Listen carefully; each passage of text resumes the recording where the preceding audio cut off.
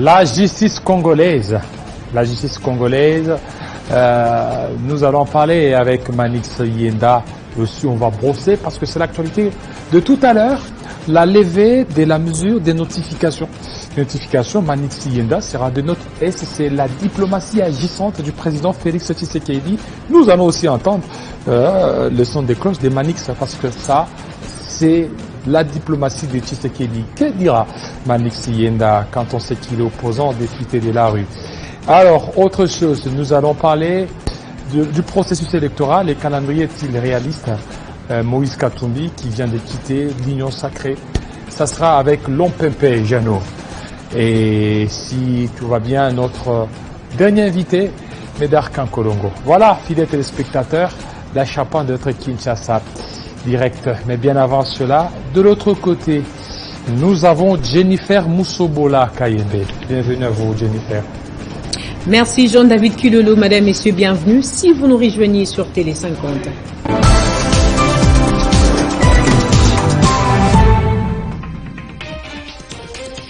La mise en terre des morts des inondations du 13 décembre dernier interviendra ce mercredi au cimetière d'Entelle et Bambou.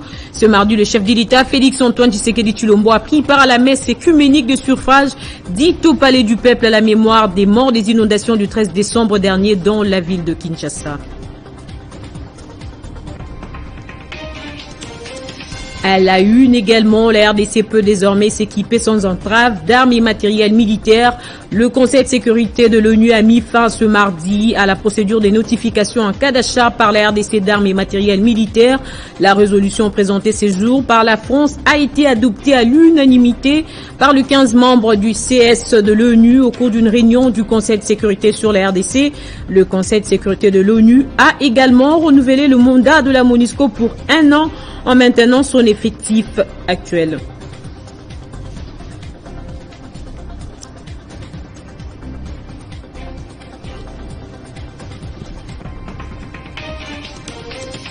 L'actualité, c'est aussi l'Assemblée législative de l'Afrique de l'Est qui a ouvert lundi à Arusha en Tanzanie sa 5e session de l'Assemblée législative.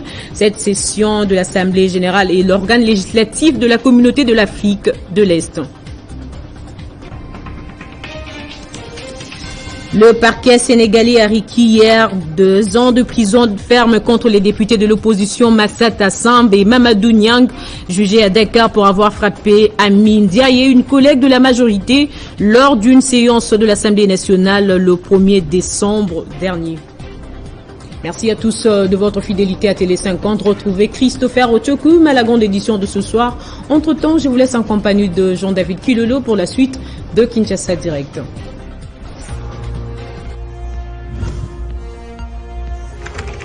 L'actualité reste continue.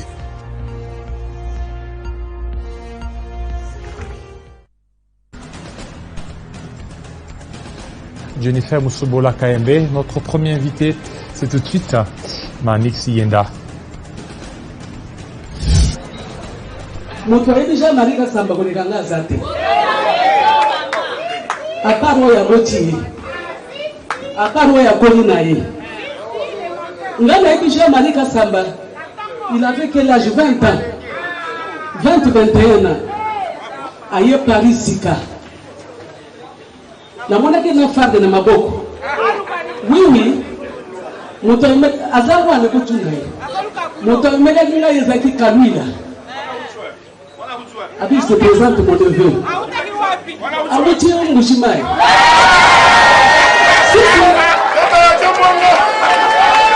Abuti Mbushimai. Mbushimai Kinshasa Paris.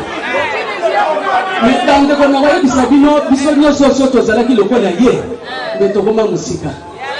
Abota mana tongo penza. Ala mukaka na tongo. Un petit courageux. Ah oui, et même si, bien sûr, aujourd'hui c'est le boss. Mais c'est un petit courageux parce que c'est mon petit frère. Vraiment, c'est la volonté. Atia makolobisika vous tubanira mususu bagira kotia vous makolote. Jean-Marie Kasama ya poto na lero wana radio africaine za la kate. Tozaka na radio Tabala. Azali ko ke dosala ba émission ko bengisa ba biso yo, mais il a beaucoup fait. On a Baptiste na ba démarche na courage na ye kokota ko bima un peu partout na bien ka fungo ya Paris. En tout cas, merci beaucoup. Merci pour l'anniversaire de la maman, c'est très beau. Merci na mon notre amour. Na yebi ça na globe marcha la passe et la peine. Na ya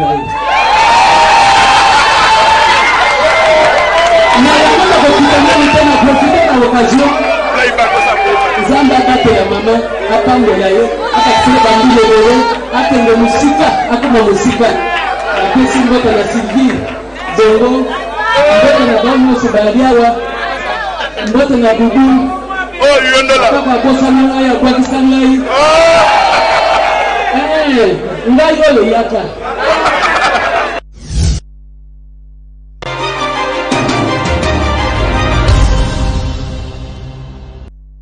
Voilà, nous allons parler de la justice en République démocratique du Congo. Le chef de l'État, Félix Tshisekedi, a dit que la justice doit être une garantie pour l'instauration de l'État de droit en République démocratique du Congo. Cependant, l'on constate certaines déviations de la part des animateurs de cette justice. Nous allons essayer d'en parler avec l'analyste Manix Yenda dit ou à Manix Yenda alias député de la rue. Bienvenue. Merci beaucoup Jean-David Kilolo. Vous allez Merci postuler pour cette invitation de plus. Postuler ou pas, ce qui retient mon intention en tant qu'acteur politique, c'est le problème du peuple congolais.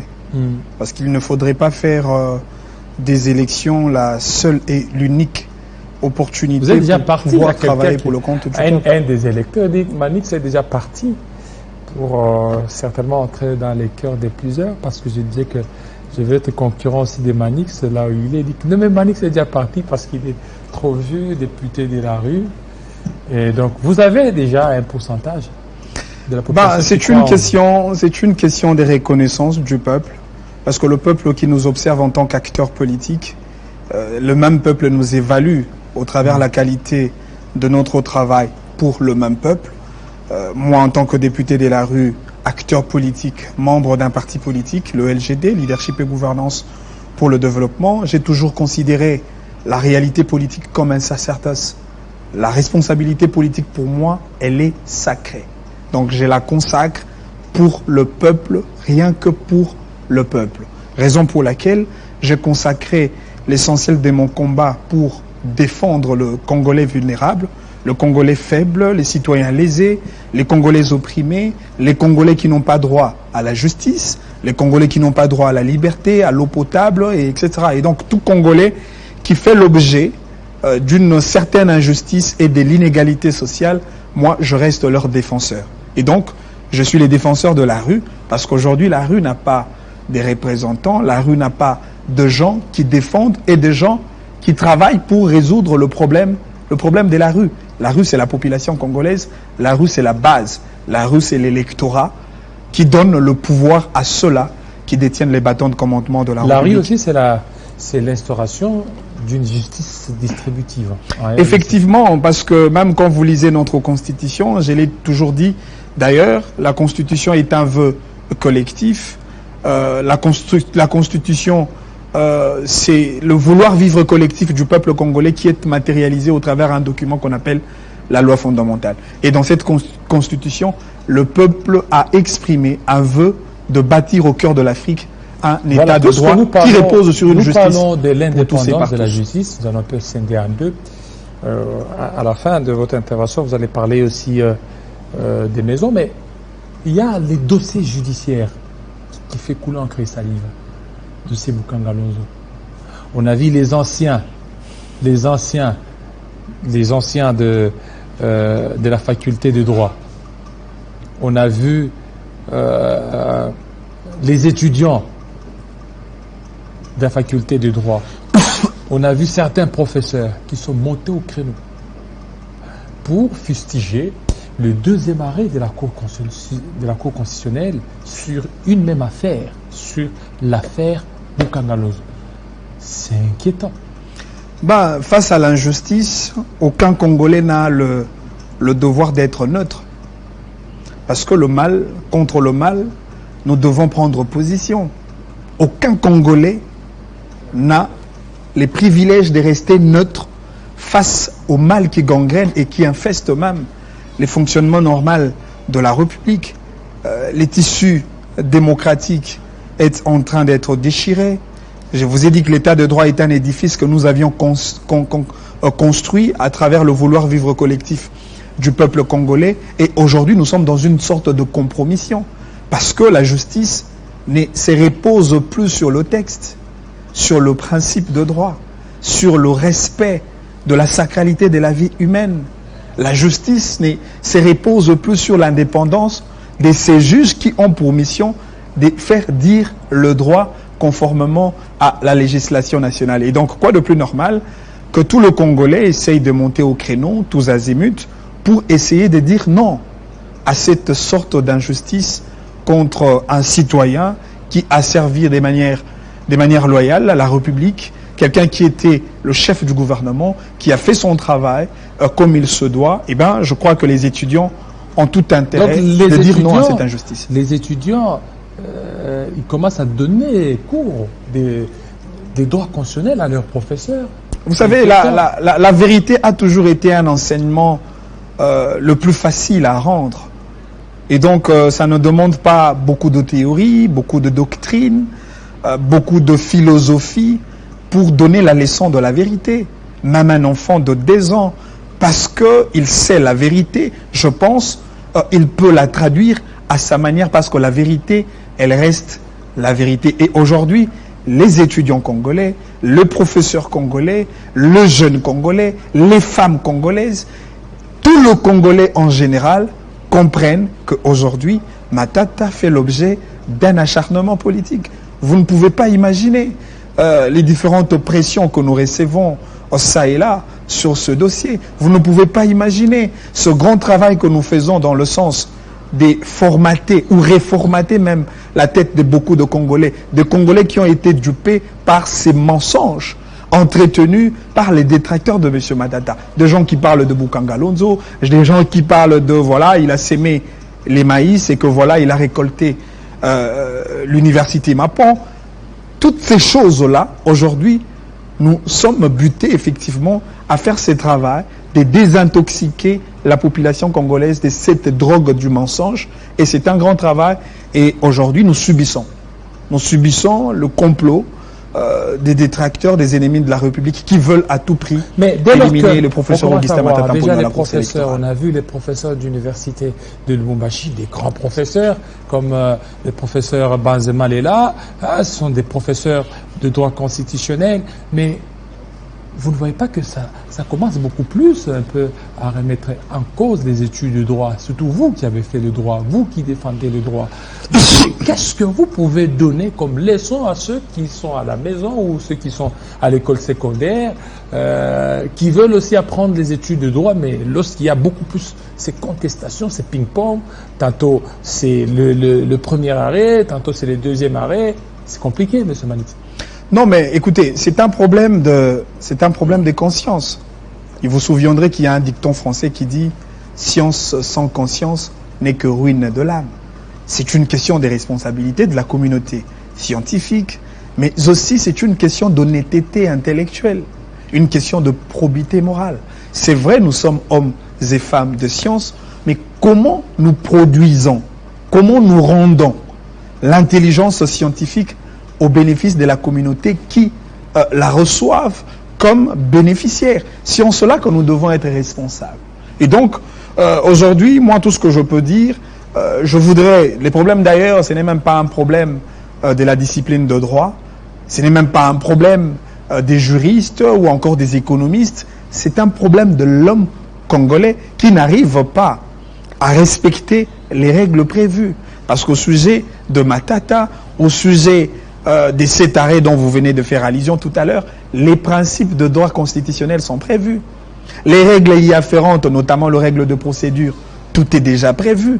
Et donc, quant à nous, acteurs de la société, de respecter les règles de droit pour effectivement créer de l'harmonie sociale entre le sujet, mais aussi entre l'État et le sujet de l'État. Voilà, il y a le professeur d'université, les étudiants qui demandent certainement l'application du premier arrêt. Pourquoi ils veulent qu'il y ait l'application du premier arrêt? Mais comment on peut justifier la possibilité du second arrêt alors que le premier arrêt a été déjà rendu dans la même affaire, avec le même objet, le même individu poursuivi et pratiquement avec les différents moyens de droit tels qu'évoqués par les mêmes parties devant la même instance. Et donc aujourd'hui, je ne vois pas la possibilité du second arrêt qui en réalité n'efface pas le premier.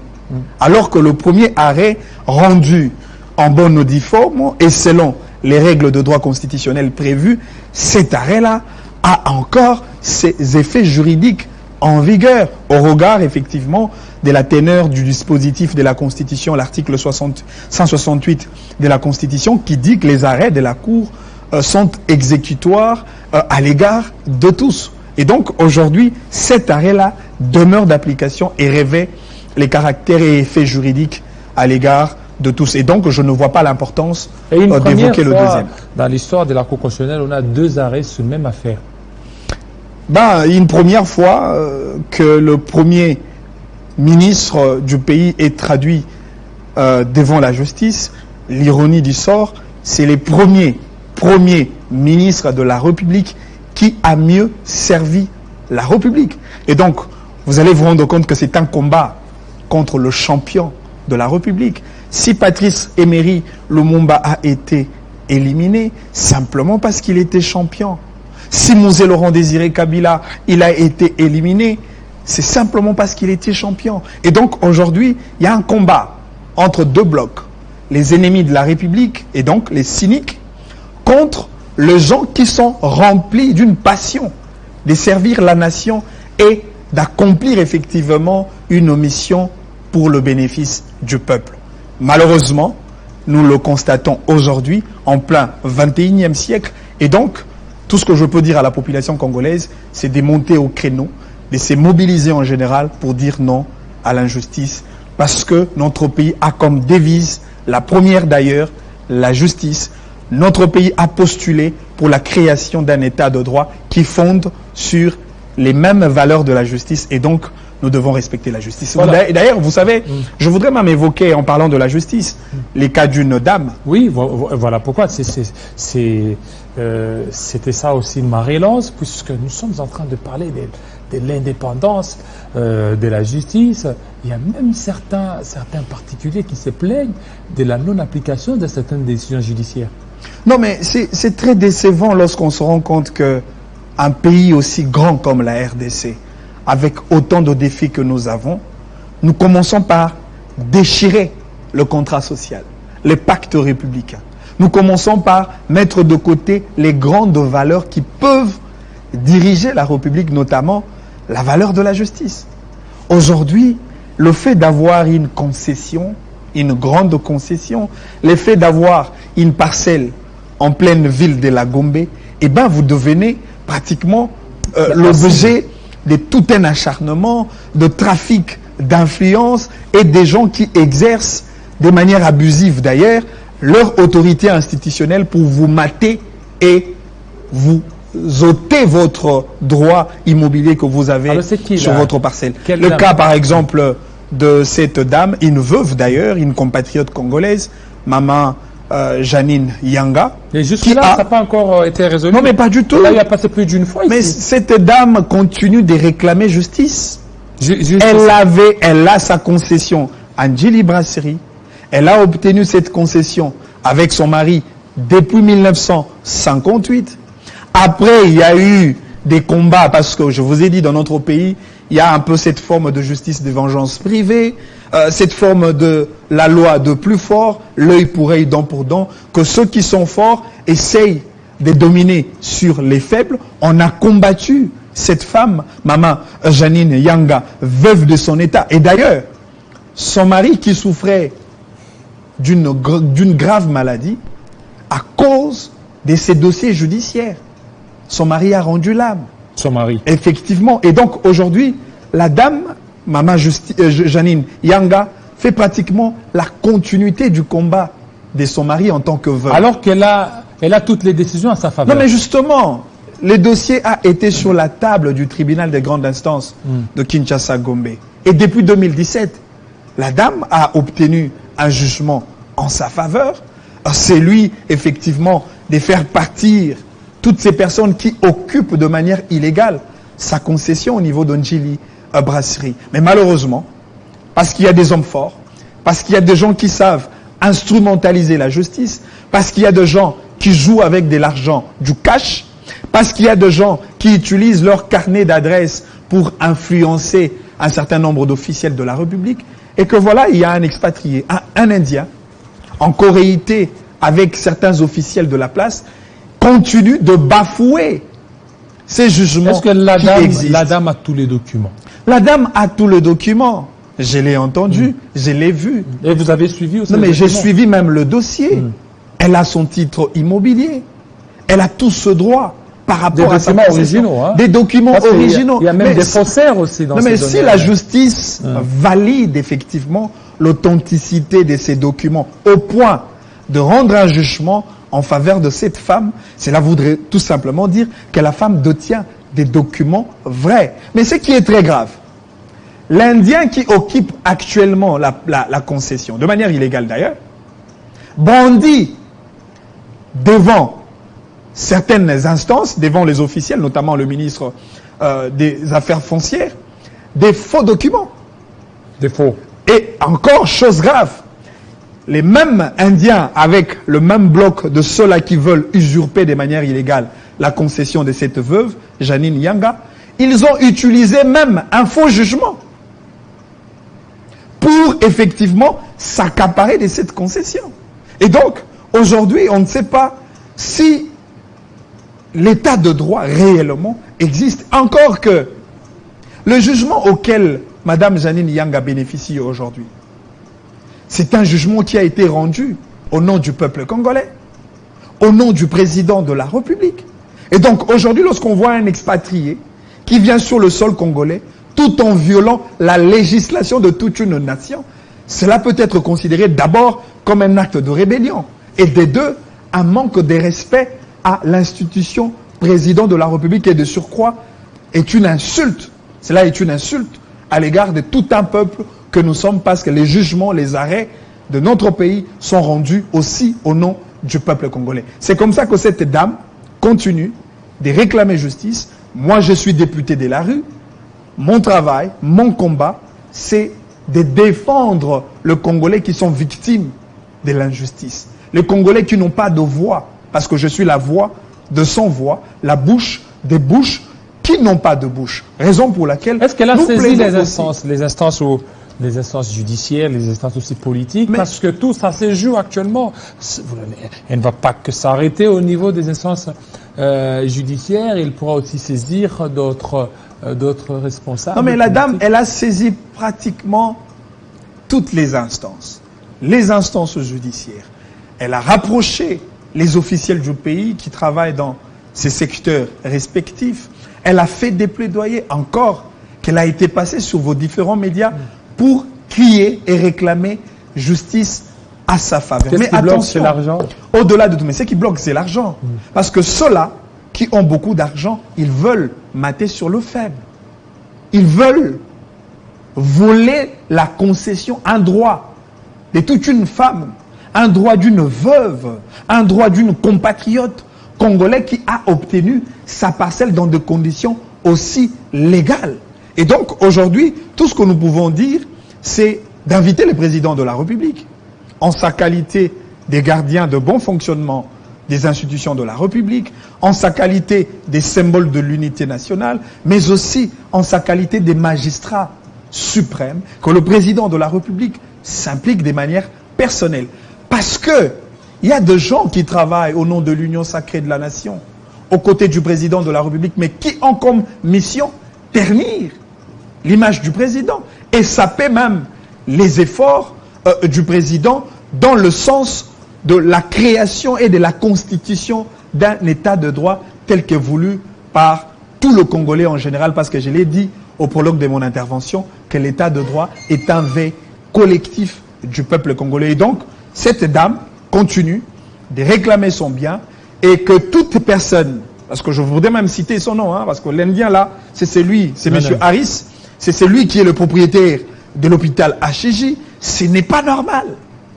Si vous venez dans un territoire d'un pays et que vous voulez œuvrer comme un expatrié, respectez les lois de ces pays-là. C'est la moindre de choses. Peut-être lui aussi, il détiendrait des documents. Et heureusement, vous l'avez dit, c'est en corréité avec certains responsables. Non, mais Lui, les il peut dossiers, être juste des surfaces. Et que les derrière lui, dossiers, il peut y avoir d'autres les personnes. dossiers relatifs aux conflits immobiliers ne sont pas réglés forcément, surtout lorsqu'on est dans un litige devant les instances judiciaires. Cela n'est pas réglé par des autorités politiques. Cela n'est pas réglé forcément par les billets de banque, les billets verts. C'est la justice qui doit trancher pour départager les parties. Et la justice a tranché en faveur de cette femme, Janine Yanga, qui a le droit d'occuper sa concession et que toutes les personnes qui occupent de manière illégale doivent forcément quitter. Et c'est par là, effectivement, que la justice sera rendue. Et c'est par là que le jugement, tel que rendu, sera exécuté. Parce que Le jusque-là, premier jugement a été rendu en 2017. 2017, mais malheureusement, le même jugement souffre de son exécution. Ok. On n'arrive pas, le parquet n'arrive pas à exécuter ces décisions. Et la Mais dame, la fois passée, elle avait dit que elle était entrée dans sa concession juste pour quelques temps après, on l'a déguerpie. mais justement, c'est parce qu'il y a les billets des banques qui circulent. Il y a des coups de fil à tout moment. Il y a des contacts. Il y a des influences. Il y a des trafics d'influence. Ces gens-là utilisent les hommes forts du pays pour arracher un bien appartenant à une citoyenne congolaise de son état. Cette dame, je l'ai entendue, elle est maintenant à l'Équateur, elle est en Bandaka, elle est en train de pleurer. Ses enfants ne sont pas dans des conditions normales parce que la dame, aujourd'hui, à cause de ces dossiers, elle devient malade. Et donc, il faut que la première dame, Maman Denise Nyakero, s'en occupe et intervienne de manière personnelle. Il faut que le président de la République essaye de voir comment régler un peu ces situations qui ternissent l'image de la justice de toute une nation. Et il faudrait que la justice de notre pays travaille en toute indépendance et préserver le droit de tout Voilà, un chacun. pour terminer. Et que le jugement soit réellement rendu au nom du peuple et au nom du président, Manix conformément Yenda, à la pour législation quelques congolaise. minutes, on termine avec vous. En passant, le régime de notification a été élevé par le Conseil de sécurité des Nations Unies. Une victoire diplomatique. Après beaucoup de temps, je dirais que c'est une victoire diplomatique en partie, parce que je suivis à la loupe ce dossier au niveau du Conseil de sécurité des Nations Unies, avec les deux résolutions qui se sont suivies. D'abord, la première résolution qui avait soumis la RDC dans un régime de notification préalable à partie. Après le débat, on a discuté autour d'un choix à opérer par rapport aux armes lourdes et aux armes légères. Il y a eu même certains États qui ont accompagné la RDC en termes de plaidoyer pour effectivement plaider auprès du Conseil de sécurité des Nations Unies qui, en son temps-là, n'avait accordé à la RDC que la possibilité d'acheter des armes lourdes. Et aujourd'hui, le fait que pour la RDC d'être capable d'acheter les armes légères, je pense que ce serait un moyen de ravitailler notre armée qui a un problème en termes de logistique militaire, de ravitailler notre armée parce que nous sommes dans une période de guerre et dans une situation de guerre, chaque armée a besoin des armes pour faire face à ces genres d'agression qui vient tantôt du Rwanda sous couvert du M23 et qui crée de la désolation et qui tue même les compatriotes congolais. Je crois que cela est une bonne chose, mais il faudrait que le gouvernement congolais arrive à doter à l'armée congolaise les moyens nécessaires et les matériels qu'il faut pour préserver l'intégrité du territoire national. Merci. Merci beaucoup à vous, Manix. C'est à moi de vous dire merci, monsieur Yenda. Jean-David. Nous allons parler d'autre chose. Cette fois-ci, avec Lompempe Jeannot.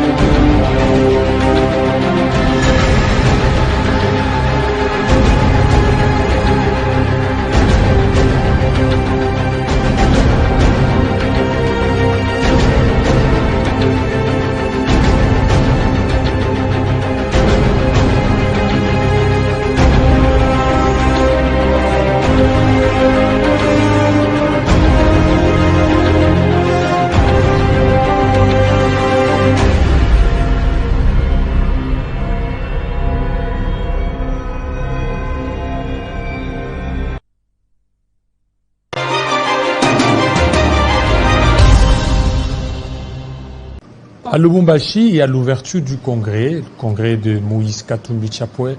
Quelles conséquences après son départ de l'Union sacrée pour la nation? Nous allons essayer d'en parler avec Janelle Ompepe. Bienvenue. Merci Jean-David Kilo. On vous a vu à la tête d'un collectif pour défendre la communière. C'est quoi votre intérêt dans ça? Non, mais c'est d'abord l'intérêt national. L'intérêt, c'est pour la jeunesse congolaise. Parce que, étant donné que, si vous lisez même l'exposé des motifs de notre code minier de 2018, c'est démontré, c'est clair que non. Et les richesses minières, c'est pour notre intérêt. C'est pour même l'avenir, c'est pour la génération future.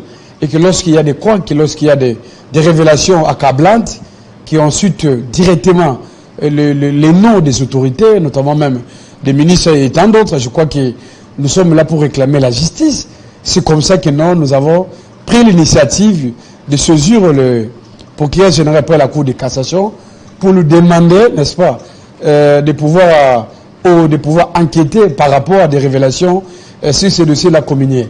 Pourquoi? Parce que vous remarquerez qu'il y a même le dirigeant des communiers, il y a le DG, il y a même le directeur financier, selon les informations, ont été déjà arrêtés. Ils sont arrêtés.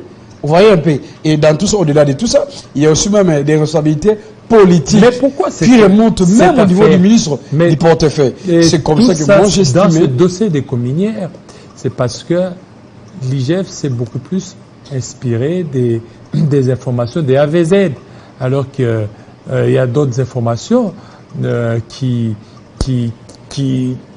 font à ce que la ministre Adel Kaïnda ou la ministre de portefeuille ne soit pas impliquée dans ces dossiers. Non, mais s'il vous plaît, Jean-David, vous savez, si vous lisez les rapports, parce que nous sommes Congolais, vous savez que nous avons une culture de la lecture. Et les rapports de l'IGF, c'est déjà sur la place publique. Donc n'importe quel Congolais... Ça veut dire que l'IGF c'est beaucoup plus inspiré du rapport des AVZ. Même si l'IGF se réfère avec les rapports des AVZ sur ces dossiers-là. Mais le plus important, c'est quoi? C'est de chercher l'intérêt général. C'est de protéger l'entreprise de l'État. Vous voyez? Oh, si vous suivez ces dossiers-là de près, vous lisez même la lettre autorisant c'est la cession de Minia. Vous allez voir que non, la responsabilité politique tombe directement à la tête de Madame la diaconesse Adel Kaïnda. Parce que c'est elle qui a autorisé cette opération. Au-delà de tout ça, nous avons enquêté, nous avons suivi même les rapports de nos amis de la société civile. Tout le monde réclame que non, dans ce dossier-là, on a contourné même l'organe de l'État ici, la Copirec n'était pas associé à ça. Non seulement même Copirec, il y a même sa collègue de mine, Madame Antoine Catherine Samba. Elle est suite à ce dossier-là. Elle n'est même pas associée. C'est comme ça que nous disons, si vous êtes à la tête d'un ministère, vous avez intérêt de chercher l'intérêt général. Parce que si vous lisez même les rapports là, c'est bel et bien établi que non, on pointe du doigt directement la dame. Et sur ce point-là, nous pensons que non, c'est à la justice de trancher la question. C'est à la justice de départager les partis. Parce qu'aujourd'hui, il y a toute une querelle sur la place publique, dans les réseaux sociaux. Et vous, c'est quoi votre intérêt dans cette histoire? L'intérêt national, Jean-David. L'intérêt que non, selon ce rapport-là, on vous dit que non, on a bradé les miniers congolais. L'opération de 150 millions de dollars.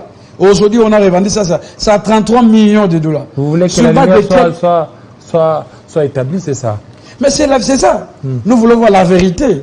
Que s'il y a une main noire derrière ces dossiers-là, n'est-ce pas? C'est à la justice de trancher et de départager les Congolais. Parce qu'on ne peut pas comprendre des dossiers scandaleux comme ça. Et c'est ça même notre rôle, étant qu'opposition, étant que citoyen congolais, de surveiller les mouvements de nos dirigeants.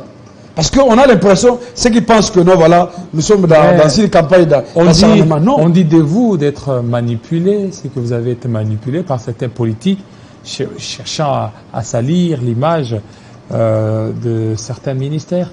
Non, mais ça c'est... Vous savez, nous aujourd'hui, Jean-David Kilolo, nous sommes dans notre pays. Vous pensez quelle est la politique qui peut oser manipuler un avocat? Parce que moi je suis avocat, je suis dans la profession. Vous pensez que non, c'est simple manipuler les jeunes comme ça? Non. Le problème c'est la conscience de la jeunesse. Lorsque nous sommes dans notre République et qu'il y a des révélations accablantes, je crois que nous devons quand même porter notre pierre dans la société. C'est comme ça que moi j'ai dénoncé publiquement. Je dis que ce débat ici, Cette cacophonie entre l'IGF, c'est les rapports de l'IGF, et madame la diaconesse Adèle Kaïnda, doit cesser au niveau des réseaux sociaux, doit cesser à travers les médias. Les débats doivent être au niveau de la justice. C'est à la justice d'enquêter, de poser la question à toutes les parties. Parce que selon les informations, pour moi, même l'IGF est prêt d'aller de témoigner, n'est-ce pas, de démontrer la responsabilité de madame Adèle Kaïnda par rapport à son implication. C'est comme ça que moi, j'ai demandé, même au niveau des instances, au niveau du gouvernement, j'ai demandé au président de la République et même au Premier ministre de pouvoir s'activer par rapport à ces dossiers-là. Parce que ces dossiers-là touchent l'avenir de notre République. Voilà, nous avons l'intérêt de protéger. Et que c'est une obligation de voir la lumière par rapport à ces dossiers-là. C'est très important. Il n'y a pas d'acharnement, il n'y a pas de manipulation. Mais ce que nous voulons seulement que non, il faut la justice par rapport à ce dossier-là. Vous parlez de la justice, vous parlez aussi de l'avenir du pays. Qui dit avenir, d'ici là, ce sont les élections qui se pointent à l'horizon. Le calendrier électoral a été publié. Le 24, ça sera le début de l'enrôlement. Vous voyez que la machine électorale est en route, que vous, qui êtes dans l'opposition, vous êtes encore dans la distraction. Non, mais Jean-David le savait que chez nous, il n'y a pas la distraction. Nous sommes en train de surveiller. Vous n'avez même pas de candidats pour les... Non, mais non, nous avons les candidats. C'est qui? Au sein du Fonds commun pour le Congo, le FCC, d'autres candidats naturels. Il s'appelle Joseph Kabila Kabang. Il est naturel, mais c'est notre candidat. Il ne s'est pas prononcé. Non, mais oui, les autres se sont déjà prononcés. Non, mais pour les autres. Moïse s'est prononcé, Mouzito également, Fayoulou, le président Félix Tshisekedi. Non, mais je vous informe que non, je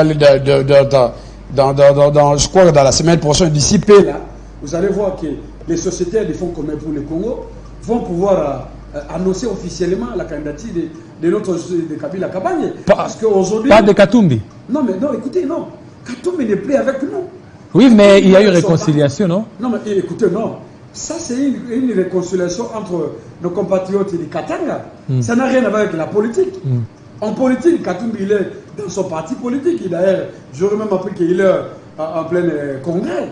Ça, c'est leur affaire. Et nous, étant que FCC, nous avons aussi nos candidats et à tous les niveaux. Donc, lorsque je cite le nom de Kabila étant que notre candidat président de la République, je crois que nous aurons même des candidats députés. Mais je sais que non.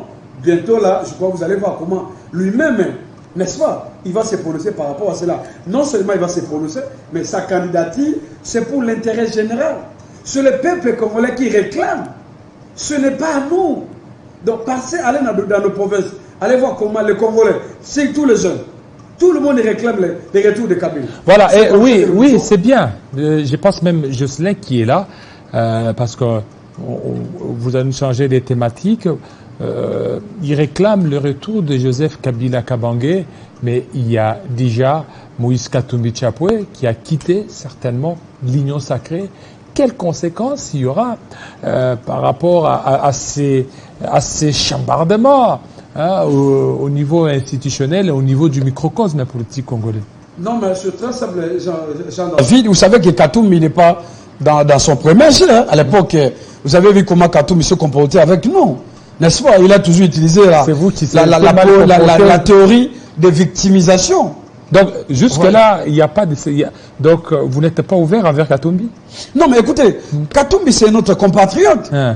Katumbi, il est dans son parti politique. Mais il n'est pas votre allié. Non, mais Katumbi n'est pas notre allié. Mais aujourd'hui, si on vous disait, si il y a un mot d'ordre qui est donné à l'Union, au FCC pour soutenir Katumbi, que feriez-vous? Jean-David, nous sommes politiques. Je crois qu'au niveau du FCC, nous allons nous décider, état que politique. Ça ne sera pas directement comme ça, non, pas du tout. Et si Joseph Kabila ne se prononce pas, pour l'intérêt général, pourquoi pas Katumbi de soutenir notre candidat? Et si Joseph Kabila Kabanga ne se prononce pas, qu'allez-vous faire? Jean-David, parce que jusque-là, vous continuez toujours à attendre l'organisation du congrès. Non, mais écoutez, pas venu. Les congrès ne sont pas venus. Les congrès ou pas, pour nous, Kabila, il est réclamé par les peuples. Et il est censé, Kabila, et c'est l'homme qui écoute même son peuple. Je ne vois pas comment Kabila peut refuser l'appel de son peuple. Et le congrès, parce que l'appel est patriotique. Les congrès de notre l'aide de parti fort du FCC, le PPRD, ça va toujours se tenir. Les congrès ou pas, mais au sein du FCC, nous avons notre candidat. Et ça, c'est déjà connu. Votre candidat, Joseph Kabila Kabang. Et Katumbi, lui, vous vous n'êtes pas avec lui. Quand bien même il y a eu cette réconciliation. Non, la réconciliation, c'est entre nos compatriotes, comme j'ai dit, n'est-ce pas? Katumbi est dans son parti, nous sommes avec notre FCC, nous allons voir d'abord dans les jours à venir. Il y a beaucoup de candidats. Parce que ici, le combat, c'est quoi? Nous devons faire un front commun pour obtenir le départ de M. Tshisekedi Tshilombo. C'est ça l'idéal pour le moment. En 2024. Ah, bien sûr. C'est ça l'idée. Et ce débat maintenant qui refait surface, qui refait surface, les débats sur la nationalité, est-ce que c'est un débat qui a raison d'être? Non, mais ce débat-là n'a pas raison d'être. Pourquoi ceux qui réclament, ceux qui ils sont dans ce jeu-là de réclamer la nationalité, les débats sur la nationalité, c'est parce qu'ils ont peur des élections. Ils ont peur. Vous voulez que Katumbi aille aux élections? Mais écoutez, il est congolais. S'il pense que si Katumbi va postuler, pourquoi les bloquer? Parce que vous savez, nous avons dit ça dès le départ. C'est la constitution de l'Union sacrée, Jean-David. L'Union sacrée a été conçue, créée dans les sables. Et aujourd'hui, les conséquences sont là. Dans les sables? Mais oui, non seulement dans les sables, il y a eu la corruption, l'intimidation, le débauchage. Mais c'est ça l'image. Mais vous ne savez pas ce que aujourd'hui, ce sont des conséquences. C'était prévisible. Et moi, j'ai vite compris que non. Peut-être que Katumbi, il ne veut pas ça. Il ne veut pas signer le bilan de M. Tshisekedi. Voilà pourquoi il a décidé de partir. Vous voyez un peu. Mais c'est ça même la différence. Or, nous, à l'époque, Kabila portait quand même cette responsabilité avec un nombre d'États. Il a assumé le bilan de Bemba, le bilan de Roubewa, de Atik, de Ngomba. Donc Kabila a assumé, bref, de tout le monde. Mais non, est-ce que l'opposition risque d'aller dans l'ordre dispersé? Parce qu'il y a Katumbi, Muzito, Fayulu, Matata, Joseph Kabila Kabange. C'est trop face à un candidat qui a la CENI, qui a la Cour constitutionnelle, qui a l'armée, qui a l'argent, qui a tout. Non mais, Jean-David, vous savez la différence. À l'époque, tout le monde disait pour le Kabila. Les gens disaient que non, voilà, Kabila a l'armée, Kabila il a les services de renseignement, il a les moyens, il contrôle tout. Mais au finish, notre dauphin, il avait échoué. Oui, mais et nous avons accepté. Ça veut dire quoi? Les candidats que vous avez ici, énumérés leur nom ici, je crois qu'au moment opportun, nous allons faire un front commun. Parce que je suis en train d'insister que non, l'objectif dans l'opposition, dans sa pluralité, c'est d'obtenir le départ de M. Tshisekedi Tshilombo au sommet de l'État. Et qui sera votre Nous ne pouvons pas perdre à cause de divergences sur d'aller en ordre dispersé. Non, pas du tout.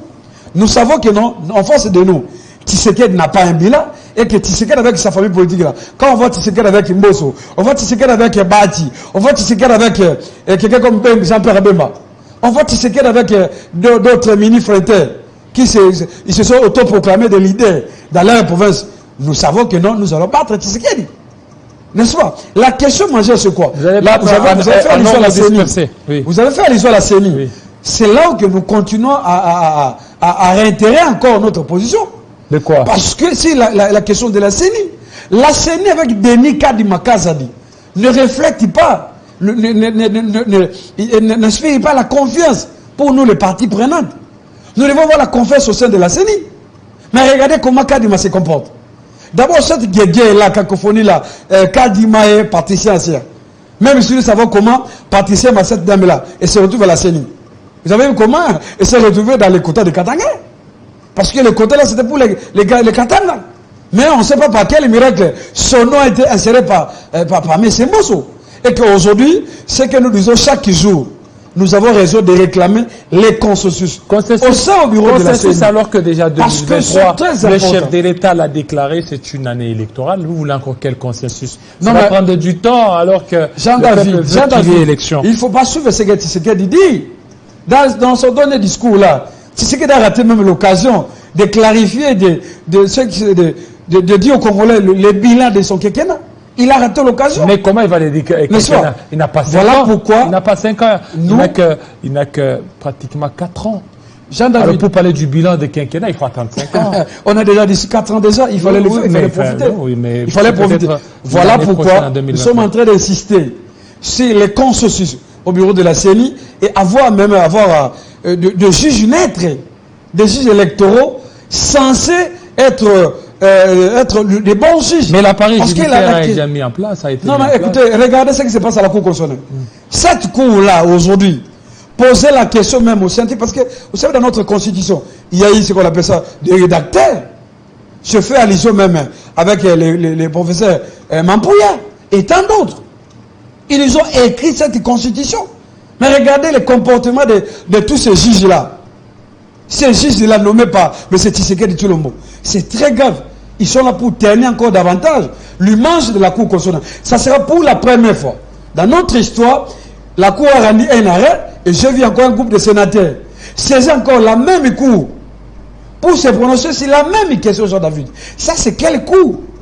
C'est comme ça que nous disons, nous ne voulons pas les chaos en 2023.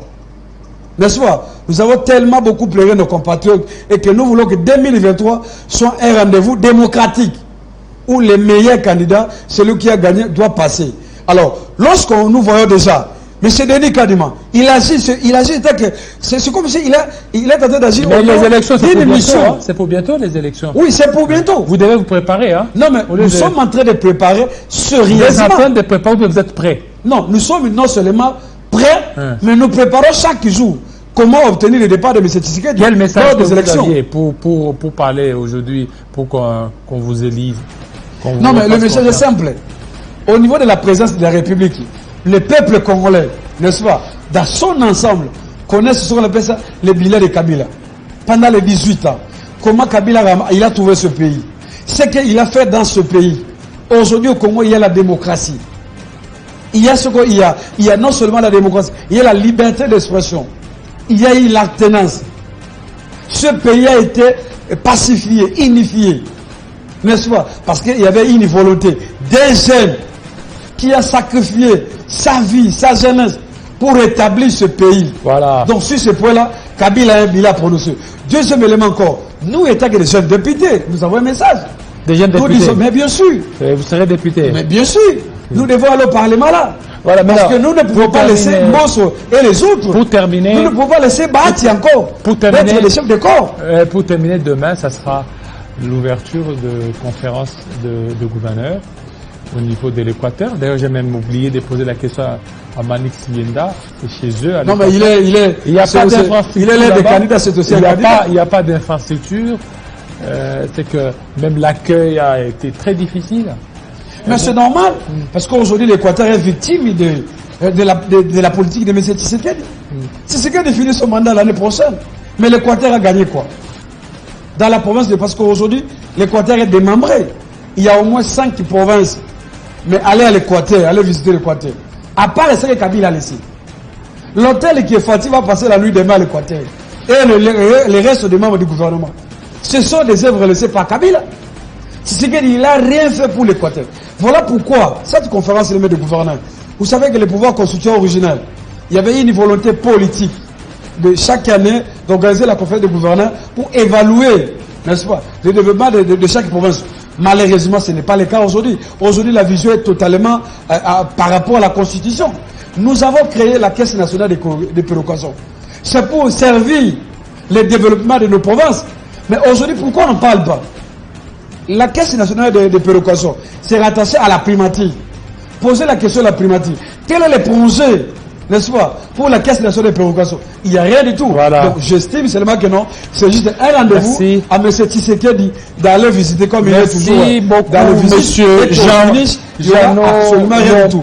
C'est comme ça que j'encourage mes compatriotes de l'Équateur de boycotter même, d'aller accueillir Tshisekedi. Merci beaucoup, Monsieur Jean.